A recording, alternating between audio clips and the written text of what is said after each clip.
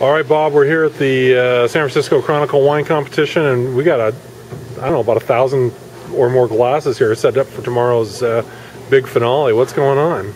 Well, this is the finale. This is the Oscars, so to speak, and this is the best of class wines of over 5,500 entries this year at the San Francisco 2012 Chronicle. And as you can see with the glasses here, there'll be a flight of the best sparkling, a flight of the best whites. There's a flight for the pinks or blush, a flight of red wines all the way through the whole full gamut, and then the last flight will be specialty wines, desserts and ports. And so we have a total of 5 sweepstakes. And as you can see, there will probably be 100 and something, pretty close to 100 glasses of these best in class wines. But marvelous with the judges, and again a week-long culmination of judging. And it's amazing that just in the last decade, you've taken this from a kind of a California-only competition to not only the largest judging of American wines, but the largest judging of wine held in the United States. Yes, and well, I don't know. Maybe there's a lot of reasons for this, but I think that wineries are finding value out of the awards. Having a large metropolitan newspaper like the San Francisco Chronicle, I think is a big plus. But I think also too that I think the wine industry recognizes the credibility of the competition, because we source, I think, the best professional wine judges from throughout the country, and we try to get geographical areas represented here. And in fact, this year with yourself and Eric, of course, that have been here for gosh, many years, but having Jennifer Cossey from the Portland area, and Winnie Alberg from the Washington area, having another contingent of Northwest judges. So having 4 Northwest judges, I think, is, again, complements the idea that, and again, putting those judges on some of those panels where we're judging Northwest wines, much like when we judge Native American wines from the Northeast, that we get some judges that are very familiar with Northeast wines. So I think that the credibility of the competition with the selection of the judges goes a long ways, and I think the wineries recognize this.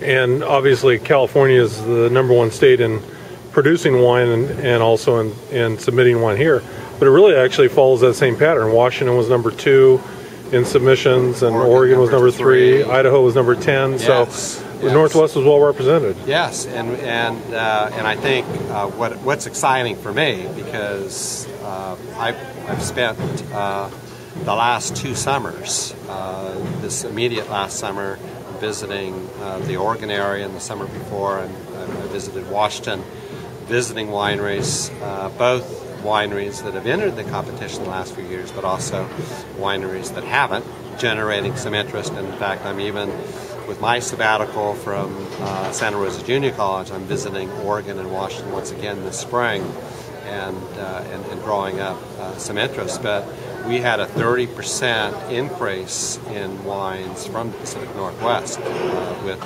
again, Washington, Oregon, Idaho, and I would like to see many more entries coming from the Northwest, because the Northwest wines, as you well know, have fared very well with the competition. So, right. I mean, to me, for these wineries to be recognized on a national scale bodes well for those geographic, fabulous American viticultural areas of Oregon, Washington, Idaho. Some of your sponsors, they include the Chronicle, of course. Yes. Talk about some of your others. KGO is a major sponsor once again. NBC, major TV sponsor. Wine and Spirits, national magazine, will be showcasing the sweepstake and the best of class in a major wine and spirits national magazine. I think it's probably the March or April issue. Wines and Vines trade magazine is a major sponsor. American Ag Credit, which is a local California and Northwest agricultural lender, is a sponsor, and then we have some other smaller sponsors. So we get some good support from the trade. We also had a memorable dinner last night at the Hess Collection. That's a pretty amazing winery. Yes, and I think it's just enjoyable. Every year we have what we call the official judges' dinner, and with about 120 of the professional judges and their spouses or guests, and of course we have some of the support, some of the sponsors, and of course obviously the Chronicle. And yeah, I think it's boy, what a, I mean, the Hess Collection. Visiting their art gallery and the wonderful dinner of their in-house chef. I mean, I thought it was fabulous. Yeah. I mean, don't you think? Oh yeah, absolutely. Yeah. Absolutely. So now total number of entries was 5,600. You said? Yeah. Actually, we are advertising over 5,500. Actually, it came to 5,667. Wow. Again, representing 25 states.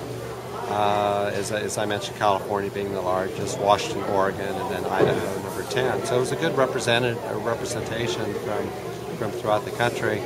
But for the 2013, my goal, my major objective for this competition is for increased participation out of the Pacific Northwest.